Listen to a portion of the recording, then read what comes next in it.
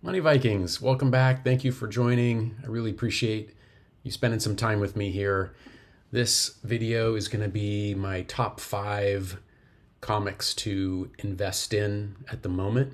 And I also put my money where my mouth is. So I invest in things that I talk about. I don't just talk about stuff and not care about it. So I'm going to throw out 5 that I think are good long-term investments. This is not investment advice. Nothing about what we do is investment advice. We just like to share what we're doing and have a little fun talking about collectibles and comics and all ways to build wealth.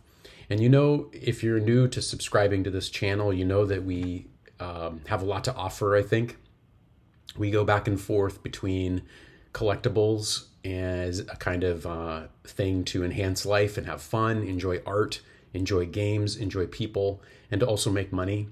And we also do investing strategies and budgeting strategies and all kinds of ways to build wealth because, again, our philosophy at Money Vikings is a lot about how when we all succeed, it's when more people succeed, it's better for all of us. And there are ways to do it, but we're not really taught traditionally how to do it. So in a lot of ways, that's what we embarked on this journey because we realized that there really wasn't a lot of formal education when you get into the quote unquote real world in terms of how to build wealth and how to invest. And what ends up happening is a lot of people make a lot of mistakes and they get caught up in trends. They get caught up in not being able to manage delayed gratification. They get caught up in hype of certain things. And listen, I'm not saying there isn't a place for riskier alternative investments. Collectibles are risky alternative investments.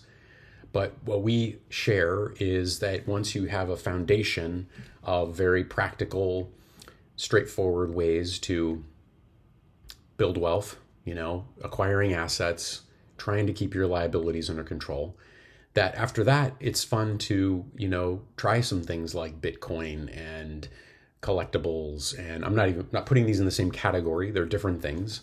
But, there's a place for that, I think, in terms of exploring the different things in the world, in terms of just living a great life. And we also try to bring together ideas for health. So anyway, with that, this is a comic video. So I'm going to go into the top 5 comic collectibles. So the first one I want to mention is on the screen here. It's R.V. Salvatore's Homeland 1 Forgotten Realms.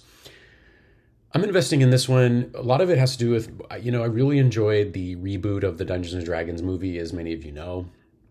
I was probably the fan base for that, but I thought it was able to capture a broad spectrum and it was good family fun. I really believe that. I thought it was a solid, fun film. Is it some high form of art or anything? No, but you know what? That's okay because it's a game. Dungeons and Dragons, like Magic, these are based on games. And so games are supposed to be fun and imaginative and bring people together. You're not going to look at the Leonardo da Vinci, but some people see that in it, and that's okay. I happen to be one of those people. I mean, Leonardo da Vinci's is his own world, but you know what I mean. I get a lot out of the art. So first comic is this first time that we see Drizzt Do'Urden, the Dark Elf, the Drow, in a comic form. So I have a copy here of this one. And I do on the screen have a graded copy, so you can see this one's going for about $260. I know that eBay is not, necessarily the best bellwether of what the current value is. That's an estimate based on appraisal, but we're just using it for this video. So I've got it up here. I've got a 9.6 here going for $260. So that's my first one, which I think my spec here is that those movies are going to become a franchise and it's going to build into other worlds. And I have a feeling they have kind of a Marvel cinematic sort of angle or vision for it, which I'm down with. I think it's cool. I don't know. We'll see. The movie, I think, seems like it was a success. The movies kind of go up really quickly in the box office. And then from there, it's, it's all the streaming platforms. But anyhow, I think they're gonna branch into stuff. But again, with collectibles, you gotta like it. So I like this. I think it's cool. It's fun. I love this character. I like the mythology here. Really cool stuff.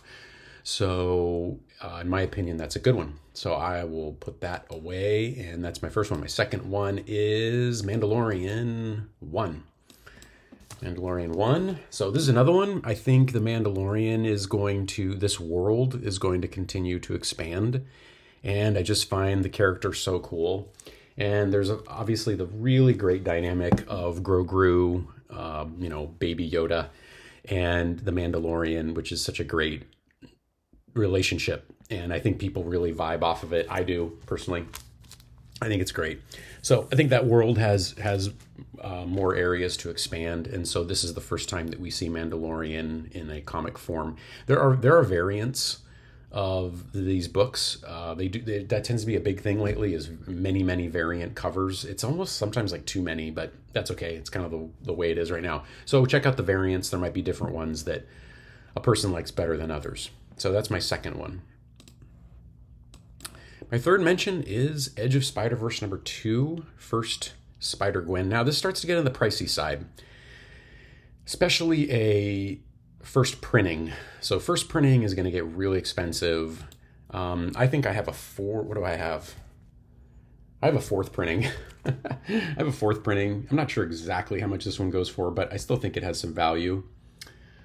But again, I think this is, what is this here? This is probably a first printing. So you have a first printing 9.4 going for $525.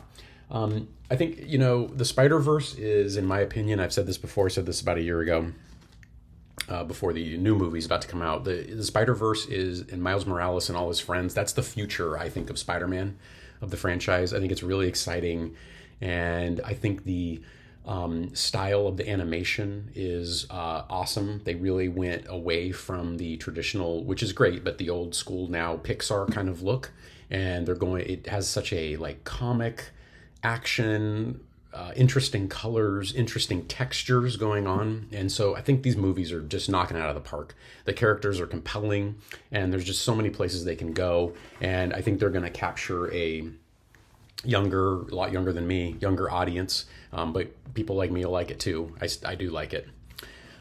So that one I think is definitely worth checking out. Okay, that's that one. And yeah, here's the whole Spider-Verse thing. Let me see what's next here. Okay. The next one I want to talk about is along the same lines. So I think this is an absolute key. Ultimate Fallout number 4. This is your first appearance of Miles Morales. And this is a really key book, I think, for the long run, in my opinion. So that one's staying in the vault for sure. I think that's definitely going to have a lot of value. So it's up here. You can see some first printings. And again, there were several printings of this one. Let me see if we can see. Second printing, $225. You know, still going to have value.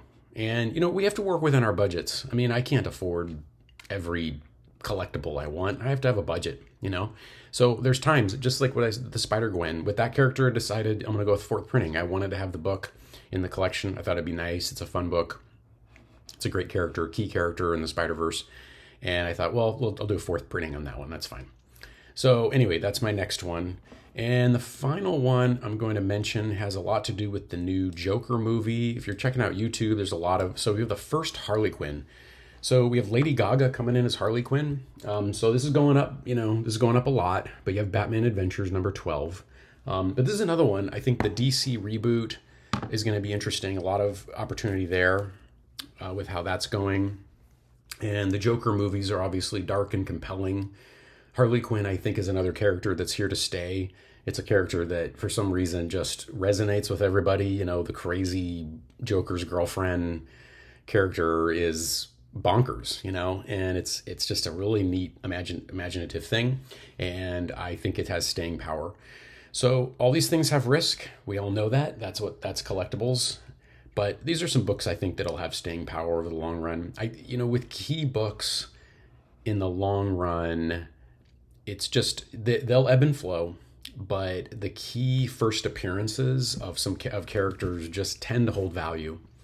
So those are my top 5 at the moment. Please comment, please like and subscribe and all that great stuff. And have a good one, everybody. See you next time, and thanks for watching.